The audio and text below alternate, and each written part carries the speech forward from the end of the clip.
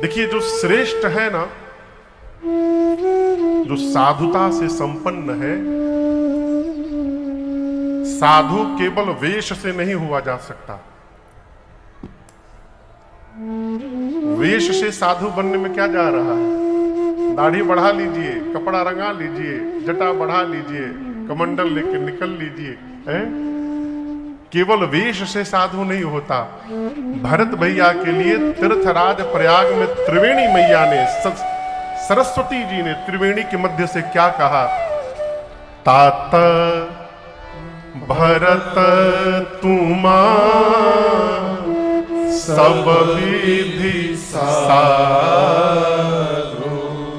क्या कहा? हे तात भरत जी, आप सब विधि से साधु हैं। सब विधि यानी आप तन से साधु हैं, आप मन से साधु हैं, आप वचन से साधु हैं, आप स्वरूप से साधु हैं, आप अपने व्यवहार से साधु हैं, आप अपने आहार से साधु हैं, आप अपने आचार से साधु हैं। जिसने अपने पूरे जीवन को साध लिया है वो साधु है। तो जो साधक है, जो जीवन को साध चुका है, जो साधुता से संपन्न है, वो कोई भी व्यवहार अकारण नहीं करता है। समाज की बात मैं कर रहा हूं। कभी कभी बेटे को लगता है कि बाबूजी को ऐसा नहीं बोलना चाहिए था, गुरुजी को तो ऐसा नहीं बोलना चाहिए था। लेकिन आप एक बात समझिएगा, श्रेष्ठ की बात यदि हमको समझ में नहीं आ रही है तो ये श्रेष्ठ में कमी नहीं है, अभी हम उस योग्य नहीं बन पाए हैं कि हम श्रेष्ठ की बात को समझ सके। होता क्या है, हम श्रेष्ठ पर ही प्रश्न लगा देते हैं, उनको तो ऐसा नहीं करना चाहिए। क्यों कह रहा हूं आपको? भरद्वाज जी ने पूछा राम जी के विषय में, राम कवन, एकदम सीधा प्रश्न है, कोई घुमा के नहीं पूछा गया। ये नहीं पूछा गया कि आपके पिताजी के दूसरे बेटे का नाम बताइए। अरे ये भी पूछ सकते कि आप अपने भाई का नाम बताइए, तो सीधा ना बोल करके आप अपने पिताजी के दूसरे बेटे का नाम बताइए। ऐसे घुमा करके नहीं पूछा, सीधा प्रश्न किया, राम कवन प्रभु पूछूं तो। हे प्रभु, ये राम जी कौन है? और आपने कल की पूरी कथा श्रवण की। याज्ञवल्क ऋषि ने शिव जी के चरित्र की, शिव चरित्र को सुनाया, मां पार्वती और भगवान शिव के विवाह के प्रसंग को सुनाया। और आनंद का विषय यह है कि भरद्वाज जी उतनी ही निष्ठा और प्रेम से सुनते गए।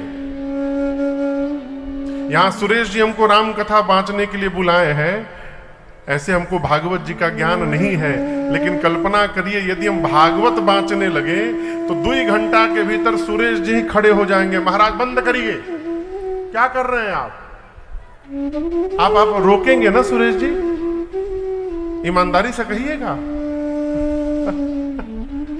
प्रचार हुआ है राम कथा का, हम बांचने लगे भागवत जी, सामान्य जीव तो खड़ा हो जाएगा, महाराज आप विषयांतर हो गए हैं, आप विषय से भटक गए हैं, राम कथा सुनानी है आपको। लेकिन यहां भरद्वाज जी खड़े नहीं हुए, न रोके न टोके। जितनी निष्ठा से राम कथा सुनते, उतनी निष्ठा से शिव कथा भी सुने, और सुनकर और आनंदित हुए। जानते हैं क्यों? ये सोच करके आनंदित हो गए कि ये शिव जी की कथा सुना रहे हैं तो इतना आनंद मिल रहा है, जब ये मेरे रघुनाथ जी की कथा सुनाएंगे तो कितना आनंद मिलेगा, इसकी कल्पना करके और प्रेम बढ़ गया। बहुलालसा कथा पर पाली। और दर्शन करिएगा, वक्ता श्रोता से पूछे आपको आनंद आ रहा है? चलिए मैं ही पूछ रहा हूं आपसे, आप लोग को आनंद आ रहा है? कोई नहीं बोलेगा कि नहीं आ रहा है महाराज। जो 3 घंटा कथा में मोबाइल चला रहा है वही बोलेगा अरे बड़ा आनंद आ रहा है महाराज, कंटिन्यू कंटिन्यू। कोई नहीं बोलेगा कि आनंद नहीं आ रहा है। इसका क्या मतलब? आनंद का पता जिह्वा नहीं बताती है, आनंद का पता हमारी आंखें बताती हैं। आंखें देख करके पता चलता है कि हम आनंद में हैं कि नहीं है। भरद्वाज जी की दशा को देखकर याज्ञवल्क्य ऋषि बोल पड़े, हे मुनिवर आप धन्य हैं, आपका जीवन धन्य है, आपका जन्म धन्य है। अहो धन्य तव जन्म मुनीषा। क्यों धन्य है? क्योंकि आप भगवान शिव को अपने प्राण के समान प्रेम करते हैं। इस बात को मैं जान गया। और अब दर्शन करिए, अब जाकर मूल विषय पर याज्ञवल्क्य ऋषि आए। कहते हैं भरद्वाज जी, आपने मुझसे राम कथा चरित्र पूछा, मैंने शिव कथा सुनाई, मैंने जानबूझकर आपको सुनाई। क्यों? मैं ये जानना चाहता था कि आप भगवान शंकर को प्रेम करते हैं कि नहीं करते हैं। क्यों? राम भक्त का यही पहचान है कि वो भगवान शंकर का पहले भगत बने। बिनु छल विश्वनाथ पद में, बिना छल के विश्वनाथ जी के चरण में नेह हो, प्रेम हो। रामा भगत कर लक्षण ये, राम जी के भक्त का यही लक्षण है। आपको सुनकर आश्चर्य होगा, श्री रामचरितमानस जी को प्रमाणिक भगवान विश्वनाथ ने बनाया। आपको आश्चर्य होगा, श्री रामचरितमानस का इतना विरोध किया गया काशी जी में, इतना विरोध जिसकी कोई कल्पना नहीं कर सकता। जब गोस्वामी तुलसीदास जी मानस को लिख करके काशी पहुंचे, ले करके काशी के पंडित विद्वान डंडा लेके खड़े हो गए विरोध में। बोले ये तो संस्कृत की हानि हो जाएगी, ये संस्कृत पर प्रहार किया गया है। देव भाषा छोड़ करके लोक भाषा में ग्रंथ बनेगा, ये ग्रंथ नहीं हो सकता। गोस्वामी जी बोले मैंने लिखा नहीं है, महादेव ने लिखवाया है मेरे से। बोले नहीं नहीं, हम मानेंगे नहीं। तो समकालीन एक बड़े विद्वान महापुरुष थे काशी में। लोगों ने कहा कि वो महात्मा जी यदि प्रमाणित कर देंगे तो हम मान लेंगे। उनके पास लोग गए तो उन्होंने कहा कि जब तक मैं पढ़ूंगा नहीं मैं कुछ नहीं बोलूंगा। तो मूल प्रति गोस्वामी जी ने लिखी थी, ला करके उनके सामने रखा गया। वो पूरा पढ़े। अब पढ़ने के बाद उस पर हस्ताक्षर किए कि ये गोस्वामी तुलसी जी मनुष्य नहीं है, ये चलते फिरते तुलसी के पौधा है। और इस चलते फिरते तुलसी के पौधे पर ये श्री रामचरितमानस मंजरी निकली हुई है। और जिस श्री रामचरितमानस रूपी मंजरी पर श्री रघुनाथ जी भौरा बन के मंडरा रहे हैं, ये प्रमाणिक ग्रंथ है। उस महात्मा ने उसको प्रमाणित कर दिया। इसके बाद भी विद्वान ना माने, बोले बाबा जी दोनों एक हो गए। अब वो भी बाबा जी, गोस्वामी जी भी बाबा जी आए तो बाबा जी को लगा अपनी पार्टी के आदमी आए हैं, साइन कर दो, हम नहीं मानेंगे। फिर विश्वनाथ भगवान बोलेंगे तब मानेंगे। तो गोस्वामी जी बोले ठीक है। मानस की मूल प्रति को गोस्वामी जी विश्वनाथ जी के गर्भगृह में रखे सबसे नीचे, और उनके ऊपर सारे ग्रंथ वेद पुराण रखे गए। रामचरितमानस सबसे नीचे रहा, चारों वेद 18 पुराण उनके ऊपर रखे गए, और शयन आरती के बाद पट जो मंदिर का था गेट बंद कर दिया। सारे काशी के विद्वान वही बैठे रहे रात भर। पंडित विद्वान वो वेद पाठ करे रात भर, वेद ध्वनि गूंज रही है। गोस्वामी जी बैठ के राम राम राम राम राम राम माला जप रहे हैं। जब मंगला का समय हुआ, मंगला आरती की, ब्राह्मण क्यों नहीं गए विद्वान? इसलिए हम के जाएं और कहीं गोस्वामी जी गेट खोल करके छेड़छाड़ कर दे तो क्या होगा? तो सारे लोग वहीं बैठे रहे, जितने विरोधी थे मंदिर को घेर करके बैठे रहे। गोस्वामी जी भी बैठे रहे, काशी नरेश भी बैठे रहे पूरी रात। गोस्वामी जी केवल राम राम राम राम राम राम जपे और विश्वनाथ जी से कहे, बाबा राखो लाज हमारी। पूरी रात बाबा राम राम राम राम जपते रहे। आपको सुनकर आश्चर्य होगा, जब मंगला के समय मंदिर का गेट खोला गया तो जो श्री रामचरितमानस सबसे नीचे रखी गई थे, वो रामचरितमानस सबसे ऊपर आ गया था। सारे वेद पुराण के ऊपर आ गया था श्री रामचरितमानस। और केवल ऊपर नहीं आया था, भगवान श्री विश्वनाथ जी उस पर अपना हस्ताक्षर किए थे। पहली बार ये शब्द संसार में उसी समय प्रकट हुआ। भगवान विश्वनाथ ने श्री रामचरितमानस के ऊपर अपने हाथ से लिखा, सत्यम शिवम सुंदरम, अर्थात इसमें जो लिखा गया है वही सत्य है। शिव यानी कल्याण, शिवम यही कल्याण करने वाला ग्रंथ है, और सुंदरम यही जगत का सबसे सुंदर रचना है। ये भगवान विश्वनाथ ने प्रमाणित किया।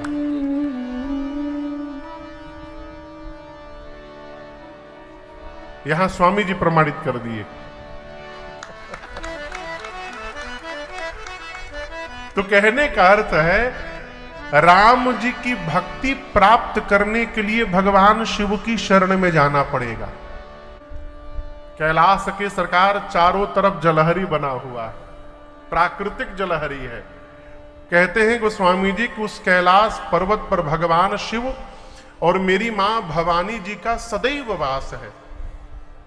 वहां एक विशाल बरगद का वृक्ष है, बट वृक्ष, जिसकी विशेषता ये है कि नित मने रोज, नित्य, नित नूतन सुंदर सब काला। वो बट वृक्ष नित्य नवीन है, नित्य सुंदर है। कब कब? संडे मंडे को नहीं, सब काला, हर काल में, हर ऋतु में, हर क्षण, हर समय उसकी दिव्यता, सुंदरता, भव्यता में कोई कमी नहीं है। नित नूतन। ये नूतन कैसे हो गया हो? इसके पीछे कारण जानते हैं क्या है? भगवान शंकर उसी बरगद के वृक्ष के नीचे बैठकर भजन करते थे। आप इस बात की गांठ बांध लीजिए।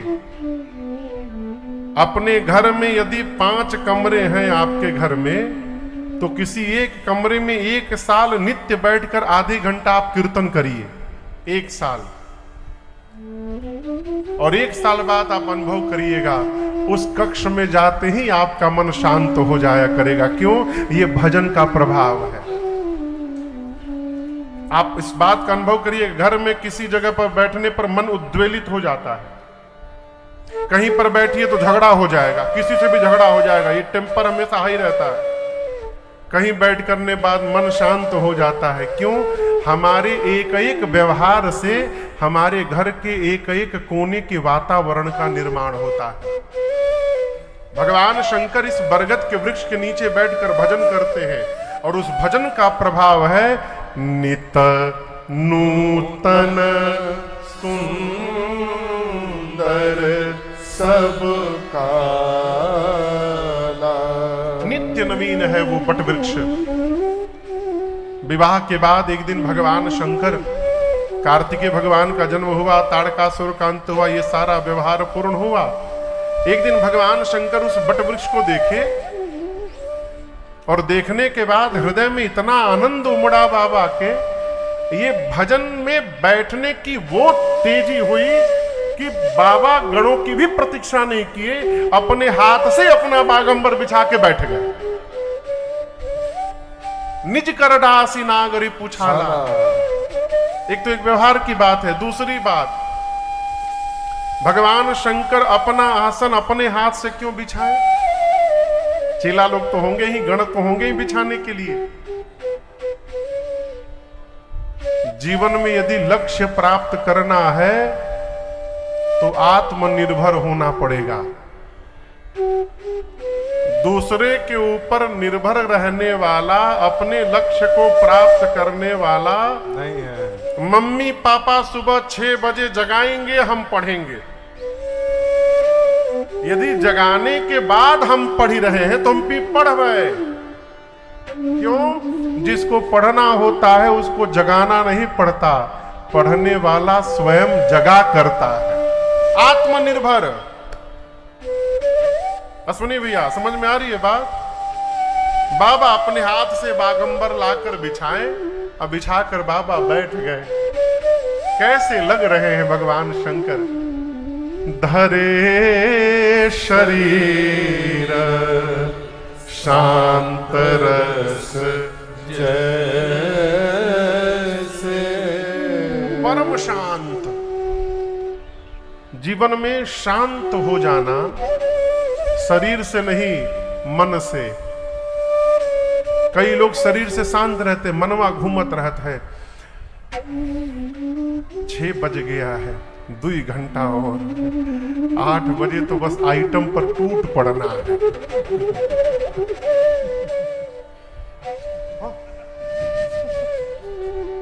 कथा में बैठे लेकिन मन 8 बजे पे लगा, कब घंटी 8 का बजे की कथा बंद हो, हम आइटम पे आइटम छनी रहा है, टूट पड़े। ये क्या है? शरीर तो शांत है, मन घूम रहा है। मन कब शांत होगा? इस बात को समझिएगा। मन में यदि हलचल है तो हम कभी भी लक्ष्य को प्राप्त नहीं कर पाएंगे, कुछ भी हो जाए। कबीर दास जी तो यही कहते हैं, कुछ ना करिए, मन में जो ये हलचल उठ रही है ना तरंग, इसको समाप्त करिए। मन की तरंग मार लो, यही हो गया भजन। आदत बुरी सुधार लो, बस हो गया भजन। यही भजन है। भगवान शंकर कैसे बैठे हैं आप दर्शन करिए। बाबा बैठे सोह कामरिपु कैसे धरे शरीर शांत रस जैसे। ऐसा लगता है कि मानिए शांत रस ने ही अवतार ले लिया हो भगवान शिव के स्वरूप में। परम शांत होकर बाबा बैठे। परम शांत होने का एक और कारण है, क्या मैं 2-3 विषयों पर आपको स्पर्श करूं। एक कारण, शंकर जी शांत केवल यही नहीं है, सब जगह शांत रहते हैं। तनिक खटर पटर हो तो बाबा क्रोधित हो जाते हैं, लेकिन जितनी शीघ्रता से क्रोधित होते हैं उतनी शीघ्रता से बाबा शांत भी हो जाते हैं। जीवन में क्रोध आना चाहिए। देखिए, क्रोध समाप्त नहीं होना चाहिए, होना चाहिए। भाई सामने कुछ गड़बड़ होगा तो हम कोई मतलब बेवकूफ थोड़ी है कि मौन बैठे रहेंगे। अब हम कथा बांच रहे, आप यहां से नाचते कूदते बार बार आइए जाइए तो हम आरती थोड़ी उतारेंगे। क्रोध तो आएगा ही, लेकिन क्रोध आने के बाद वो क्रोध टिकना नहीं चाहिए। आवे और तुरंत शांत हो जाए। है? भगवान शंकर परम शांत स्वरूप है। ये शांत स्वरूप क्यों प्राप्त हुआ? राम जी के कारण। शंकर जी दिन रात राम राम राम राम राम राम जपते हैं। जिस व्यक्ति का हम चिंतन करते हैं उस व्यक्ति का भाव स्वभाव हमारे जीवन में उतरने लगता है। आप साधु के बारे में सोचिएगा, आपके जीवन में साधुता होने लगेगी।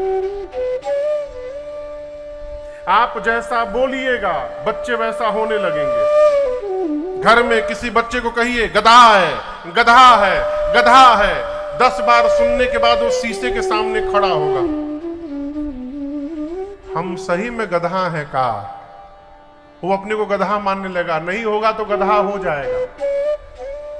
छोटी छोटी बच्चियां हैं, बच्चियों को ठीक है, बेटियां सुंदर है, बड़ी सुंदर है, बड़ी अच्छी है, ये बोलिए, लेकिन साथ में ये भी बोलिए बहुत विद्वान है, बहुत हार्ड वर्कर है, एक क्या इंटेलिजेंट है, ऐसा बोलिए। जो हम बोलेंगे बच्चे वो बनने का स्वभाव बना लेते हैं। बाम भाग आसन हर दीन्हा। भगवान शिव उस बरगद के नीचे बैठे आसन लगाकर। पार्वती मैया ने बाबा को देखा। मां समझ गई कि ये सबसे सुंदर समय आया है। मैया दौड़ कर गई। भगवान शिव ने प्रिया को आते देखा है, आदर किया है। देखिए, आप भगवान शंकर भजन करने जा रहे हैं। भजन करते समय यदि अर्धांगिनी सहयोग करने आ जाए, ये जीवन का सौभाग्य है। बाबा गदगद हो गए। आदर करके मां को बाम भाग आसन हर भगवान शिव ने मां को अपने वामांग में स्थान प्रदान किया। कल सती जी को शंकर जी ने कहां बिठाया था? सामने। आज पार्वती जी को बाबा ने वामांग में बिठाया। मां बैठी, खोया हुआ स्थान वापस प्राप्त हुआ है जीवन में। मां प्रसन्न हो गई। शंकर जी ने कहा, देवी क्या बात है? मां ने कहा, प्रभु मेरे मन में एक भ्रम है आज। बाबा बोले, आज है? मैया बोली, नहीं प्रभु, पिछले जन्म से था। इतना सुंदर अवसर नहीं मिला, इसलिए मैंने आज तक प्रकट नहीं किया। बाबा बोले, क्या भ्रम है? मां ने कहा, प्रभु आप तो पूरे विश्व के नाथ हैं। चलने वाले चर, न चलने वाले अचर, पाताल में रहने वाले नाग, पृथ्वी पर रहने वाले नर और आकाश में रहने वाले देवता, चर अरु अचर नाग नर देवा, ये सब आपके चरणों की सेवा करते हैं। आप तो प्रभु हैं, समर्थवान हैं, समस्त कलाओं के गुणों के आप प्रभु धाम हैं। नाथ, यदि आप अपनी पार्वती को अपने चरणों की दासी मानते हैं प्रभु, तो मेरी प्रार्थना स्वीकार करिए। आप मेरे अज्ञानता का, भ्रम का आज हरण कर लीजिए नाथ। शंकर जी बोले, आपको भ्रम है और उसका हरण मैं कैसे करूंगा? मां ने कहा, आप कैसे नहीं करेंगे, आप ही करेंगे। कैसे? कही रघुनाथ कथा विधि नाना प्रकार से आप राम जी की कथा श्रवण कराएंगे तो भगवान की कथा ही भ्रम का अंत कर देती है। शंकर जी ने पूछा, आपको भ्रम क्या है? फिर वही प्रश्न आया, ये प्रभु राम जी कौन है? बाबा बोले, मतलब? पार्वती मैया ने कहा, प्रभु मुनि महात्मा कहते हैं कि राम जी ब्रह्म हैं। शेष सरस्वती वेद पुराण सब राम जी की महिमा गाते हैं। विवाह करके जब से आई हूं घर में, तब से घर में नहीं कैलाश में। घर तो है ये नहीं है। कल आपने सुना ना, बाबा के गण बोले, प्रभु विवाह करने जा रहे, घर में कुछ है ये नहीं है। शंकर जी बोले, घर में कुछ है कि नहीं है, इसकी चिंता वो करे जिसके पास घर हो। यहां तो घर ही नहीं है, फिर हो चाहे ना, उसका काम मतलब। मां बोली, जब से विवाह करके आई हूं यहां, मैंने आपको एक ही काम करते देखा है। क्या? तुम पुनि राम दिन राति सादर जप अनंग आराती। मां कहती, प्रभु आप दिन रात राम राम जपते हैं। मुनि महात्मा कहते हैं कि राम जी ब्रह्म हैं, वेद पुराण उनकी कथा गाते हैं।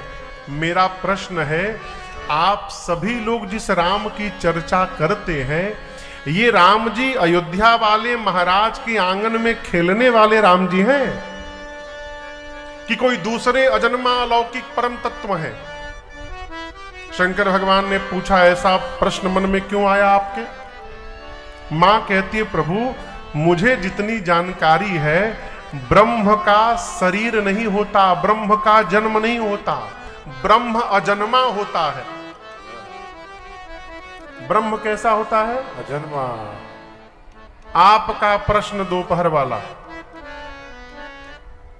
राम जी ब्रह्म है कि क्या है? ब्रह्म है। भगवान मां कहती है जौ नृप तनयत ब्रह्म किमी।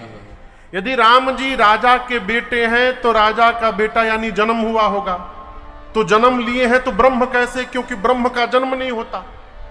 और यदि राम जी ब्रह्म है तो ब्रह्म एक राजा का बेटा कैसे बन गया? पिछले जन्म में मैंने देखा था राम जी को रोते हुए, मेरे मन में भ्रम हो गया प्रभु। लेकिन एक बात कहे नाथ, पिछले जन्म में तो मैं आपसे विवाद कर रही थी, लेकिन आज मैं विवाद करने नहीं आई हूं, आज मैं आपके साथ संवाद करने आई हूं प्रभु। मैं राम जी की कथा सुनना चाहती हूं।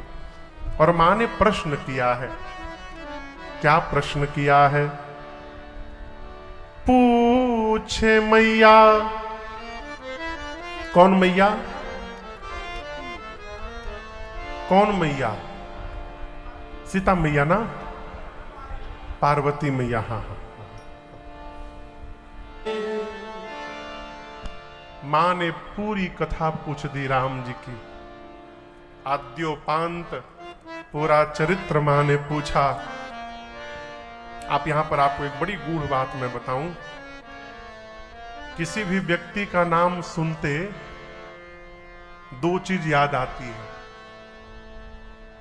पता है क्या? पहला उसका स्वभाव और दूसरा उसका स्वरूप। कन्हैया नाम सुनाई पड़ते हाथ में बंसी आ जाती है, राम जी सुनाई पड़ते धनुष बाण आ जाते हैं हाथ में। आपके घर में कोई व्यक्ति आवे और आपको सुनाई पड़ जाए तो वो तो अभी दिल्ली एयरपोर्ट पे बैठा जहाज पकड़ने के लिए झारसुगुड़ा उतरेगा, लेकिन यदि आप सुन लिए कि वो हमारे घर आ रहे हैं शाम को, तो वो तो दिल्ली में है लेकिन उनका चरित्र पहले चला आता है। आप मन में सोचते हैं अरे वो हमारे घर आ रहे, साधु है साधु, मेरे घर आ रहे हैं, वो अभी दिल्ली में है लेकिन उनकी साधुता पहुंच गई पत्थलगांव। इसी प्रकार कोई दुष्ट व्यक्ति आने का सूचना मिल जाए, वो क्यों आ रहा है घर पे? वो भी आया नहीं बेचारा, अभी तो दूर है, लेकिन उसकी दुष्टता पहले पहुंच गई है घर में।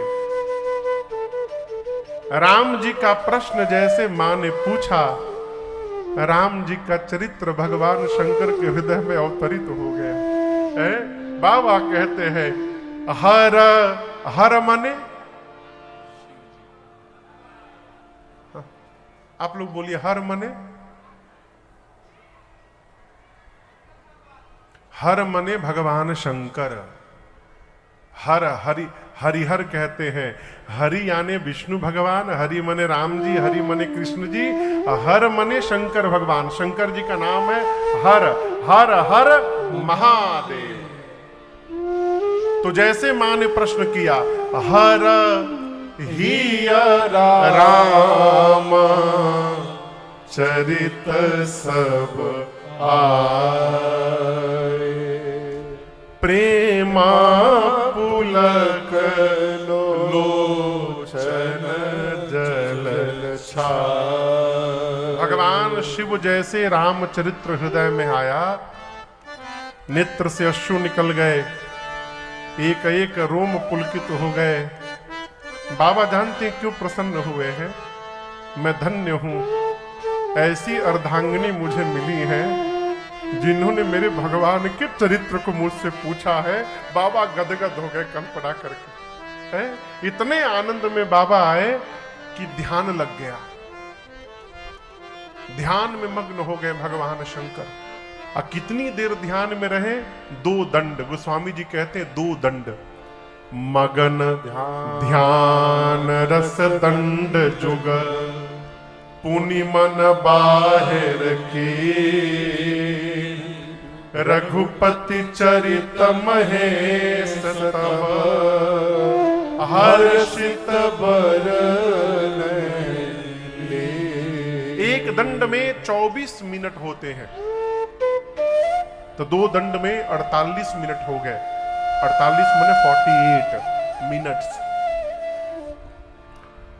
48 मिनट के लिए भगवान शंकर ध्यानावस्थित हुए और उसके बाद मन को ध्यान से खींच करके बाह्य जगत में ले आए। आंख खोले, सामने पार्वती मैया हाथ जोड़ के बैठी थी बरगद के वृक्ष के नीचे, और भगवान शंकर बोले कथा सुनाने से पहले देवी आइए हम लोग मंगलाचरण पहले कर ले, फिर कथा में प्रवेश करेंगे, जिसके कारण भगवान याद आ जाए, जिसके कारण भगवान की भक्ति प्राप्त हो जाए। कागभूषुंडी जी को जानते हैं ना आप लोग, चौथे घाट के वक्ता हैं, कौवा है कौवा। अच्छा आप बताओ, आपके घर के खिड़की पर कौवा आकर के बैठ जाए और कांव कांव करे, आप प्रेम से सुनेंगे ना? कहिए कहिए, सुनेंगे? अरे पूछ रहा हूं, ईमानदारी से बोलिएगा। सुरेश जी नहीं सुनेंगे, क्या करेंगे? तुरंत भगाएंगे, भगो यहां, भगाएंगे ना? क्यों? कौवा मीठा नहीं बोलता, कर्कश बोलता है। कोयल यदि बैठकर कू करे तो कहिए, कोयल यदि कू करे तब भगाएंगे? नहीं, क्यों? कोयल मीठा बोलती है। लेकिन आपको सुनकर आश्चर्य होगा, कागभूषुंडी जी हैं तो कौवा, लेकिन राम जी की कथा गाते गाते उनकी वाणी की कर्कशता समाप्त हो गई है और वो कौवा भी अब मीठा बोलने लगे हैं। मानस में लिखा है, मधुर बचन तब बोले कागा, मधुर बचन बोले कागा। कागभूषुंडी जी कौवा है। 27 कल्प से, कितने कल्प से? 27। फ्रॉम लास्ट 27 कल्प हिमालय के नीलगिरी पर्वत में आज भी कितना डेट है? आज हो 24 मई 2025। आज भी हिमालय के नीलगिरी पर्वत पर कागभूषुंडी जी विराजमान है, बैठे हैं। आज भी 27 कल्प से वहां बैठे हैं, राम जी की कथा गाते हैं। सामने बहुत सारे पक्षी बैठे रहते। भुसुंडी सरोवर है तालाब, उसका नाम है भुसुंडी सरोवर, उसमें सारे पक्षी बैठे रहते हैं। कागभूषुंडी जी कौवा है, उनको राम कथा सुनाते हैं पक्षियों की भाषा में। गरुण जी महाराज उनसे राम कथा सुनने गए। गरुण जी भगवान के वाहन है, जिन पर भगवान चलते हैं, ठीक ना? शंकर जी के मंदिर के आगे कौन बैठा रहता है? नंदी। क्यों? नंदी भगवान शंकर के वाहन है। बड़े आदमी की गाड़ी उनके दरवाजे पे लगी रहती है, इसलिए बाबा के दरवाजे पर नंदी बैठे रहते हैं। उसी प्रकार भगवान के मंदिर के सामने गरुण जी महाराज हाथ जोड़े बैठे रहते हैं, वो उनके वाहन है। हरि सेवक अति निकट निवासी। तो गरुण जी महाराज कथा सुनने गए कागभूषुंडी जी के पास। कागभूषुंडी जी से कथा सुनने के बाद गरुण जी बोले, हे कागभूषुंडी जी, आपको तो वरदान मिला है, आप कभी भी किसी भी शरीर में प्रवेश कर सकते हैं, आप जब चाहिए शरीर बदल सकते हैं, तो आप कौवे के शरीर में क्यों रहते हैं? ये कौवा का शरीर तो निंदनीय शरीर है। पक्षियों में कौवे को चांडाल बताया गया है। आप मनुष्य को नहीं बन जाते, कौवा बन के क्यों रहते हैं? मालूम है कागभूषुंडी जी ने क्या कहा? कागभूषुंडी जी कहते हैं, गरुण जी, एही तन राम भगति उर जामी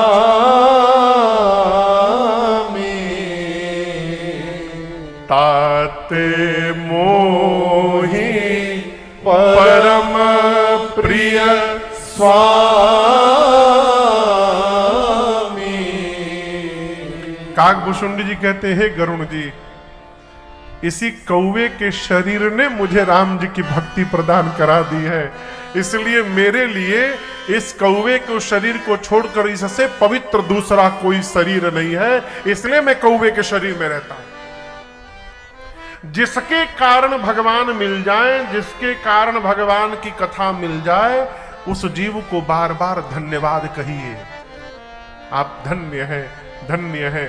बाबा ने मां पार्वती जी को कहा, धन्य धन्य गिरिराज कुमार। हे गिरिराज पुत्री, आप धन्य हैं। आपने जो मेरे ऊपर उपकार किया है आज, ऐसा उपकार किसी ने नहीं किया। मां ने कहा, प्रभु मैंने क्या कर दिया?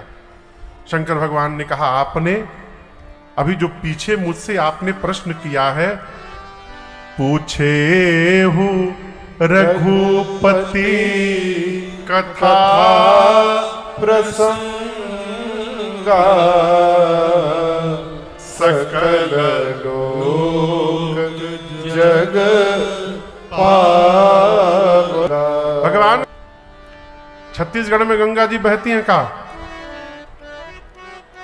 कहिए कहिए, छत्तीसगढ़ में गंगा जी हैं। शंकर जी कहते हैं, जो गंगा मेरी जटा से निकली है वो गंगा छत्तीसगढ़ के पत्थल गांव में नहीं बहती, लेकिन आज मेरी जिह्वा से जो आप राम कथा गंगा प्रकट कराने आई हैं देवी, ये राम कथा गंगा छत्तीसगढ़ के पत्थल गांव में भी बहेगी एक दिन। ये सकल लोक जग पावनी गंगा, समस्त लोक को पवित्र करने के लिए ये राम जी की कथा गंगा के समान है। इसलिए घर के आसपास नगर में कथा गंगा बहे तो समय निकाल करके डुबकी अवश्य लगाना चाहिए। लेकिन इसमें भी सब नहीं नहा सकते, बुरा ना मानिएगा। काशी में रहने वाले ही लोग सालों साल गंगा में नहीं नहाते। हाँ, काशी के रहने वाले लोग, गंगा जी बगल में गंगा जी बही रही हैं, सालों साल नहीं नहाते, और विदेश से लोग आकर के डुबकी लगा के चले जाते हैं। हाँ बोली, हाँ प्रभु हमको तो ऐसा ही लग रहा है। शंकर भगवान बोले, ऐसा है नहीं देवी। एक ही आदमी पिता होता है, वही आदमी बेटा भी होता है, वही आदमी पति भी होता है, वही आदमी भाई भी होता है, वही जीजा भी होता है, फूफा भी होता है, साला भी होता है। तो क्या उतने आदमी है क्या? एक ही आदमी अलग अलग रूप में होता है। उसी प्रकार देवी शंकर जी बोले, सगुना ही अगुना ही नहीं कछु भेदा, सगुना ही अगुना। सगुण में निर्गुण में कोई भेद नहीं, अंतर नहीं है। मैं नहीं बोल रहा हूं। गावहि मुनि पुराण पुथ वेदा, गावहि मुनि पुराण पुथ वेदा। जो गुण रहिता सगुण सोई कैसे, जो गुण रहिता सगुण सोई कैसे। जलहि मऊ पला बिलगु नहीं जैसे, जलहि मऊ पला बिलगु नहीं जैसे। जलहि मऊ पला बिलगु नहीं जैसे। भगवान शिव ने मेरी मां भवानी से कहा, देवी सगुण में और अगुण में, निर्गुण में कोई अंतर नहीं है, दोनों एक है। कैसे एक है? बाबा कहते हैं, दर्शन करिए।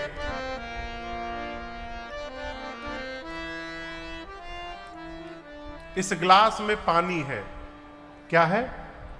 जोर से कहिए। सही में पानी ही है। अच्छा, पानी ग्लास में है, ठीक, तो पानी का क्या आकार है? ये ग्लास का आकार में है पानी का भी। इसी पानी को कटोरी में डाल देंगे तो क्या आकार हो जाएगा? जोर से कहिए। कटोरी का। कटोरी का पानी थाली में डाल देंगे तो क्या आकार हो जाएगा? थाली का। यानी पानी का अपना कोई आकार नहीं है। बर्तन का जैसा आकार है वैसा पानी आकार ले लेता है।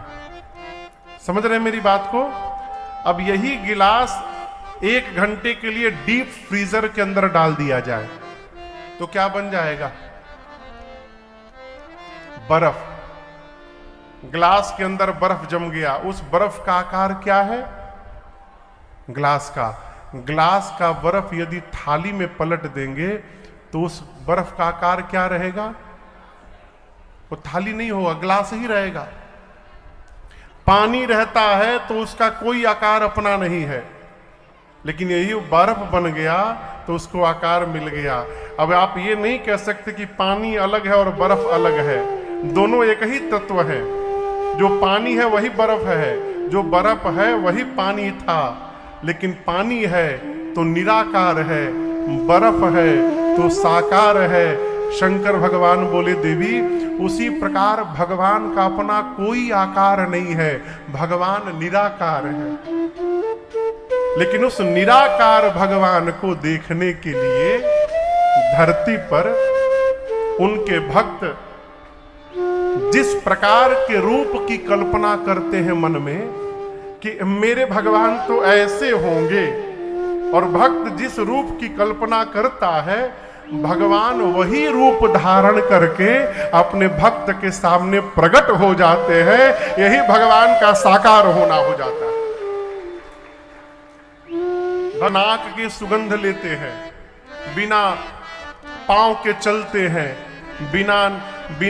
बिना मुख के भोजन लेते हैं, बिना जिह्वा के सबसे बड़े वक्ता हैं, बिना शरीर ही सबको स्पर्श किया करते हैं।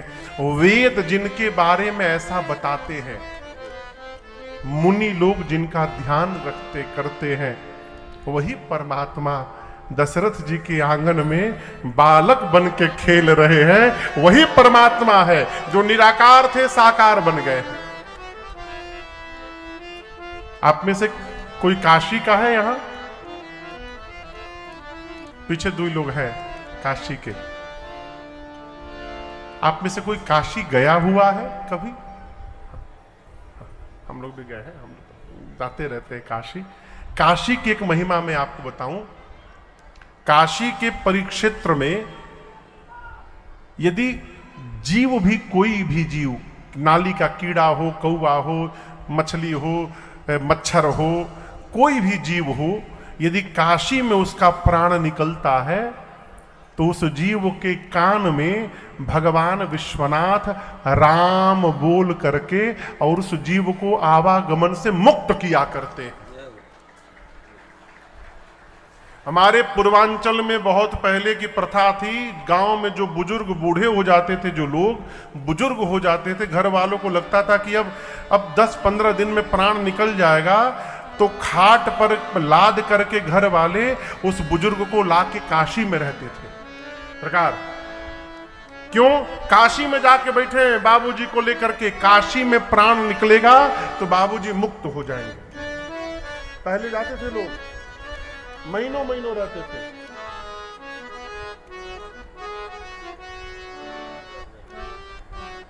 लेकिन एक बात समझिएगा, जब भगिया में लिखा होगा काशी में प्राण निकलने का ना, तबे निकलवो करेगा। एक हमारे तरफ एक बुजुर्ग थे, उनका बेटा, 4 बेटे, बाबूजी का जब तबीयत बिगड़े तो काशी लेके चले जाए। क्या बाबूजी जाने वाले, काशी पहुंचो, काशी जाए, 1 हफ्ता में बाबूजी टन हो जाए, एकदम ठीक हो जाए।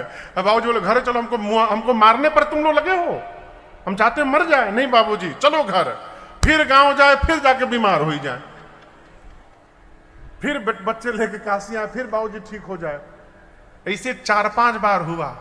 अब बच्चे डिसाइड किए मरना है तो यही मरो, अब काशी नहीं लेके जाएंगे, और उनका प्राण नहीं निकला काशी में। तो काशी में प्राण निकलना ये भी विधाता की रचना है? शंकर जी कहते हैं काशी में जीव मरता है तो मैं उसको मुक्ति देता हूं, लेकिन भवानी मैं नहीं देता हूं, राम जी का नाम उस जीव को मुक्त कर देती है। ये राम जी के नाम की महिमा है। वही भगवान का नाम। भगवान शंकर कहते हैं, बिबसहु जासो नाम नर कहि। बिबसहु मने बरबस, बिना मन से, जबरदस्ती, डांटने पर। हाँ ठीक है राम राम बोल देंगे। इस तरह भी जो राम जी का नाम ले ले, उसके करोड़ों जन्म का पाप भस्म हो जाता है।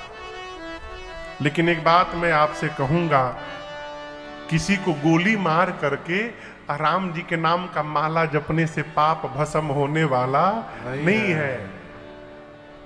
कौन सा पाप भस्म होता है? जो पाप हमसे अनजाने में बन जाए, वो नाम लेने से पाप समाप्त हो जाते हैं। जानबूझकर पाप कर्म किया गया, फिर उसका दंड मिलेगा, कोई भी हो।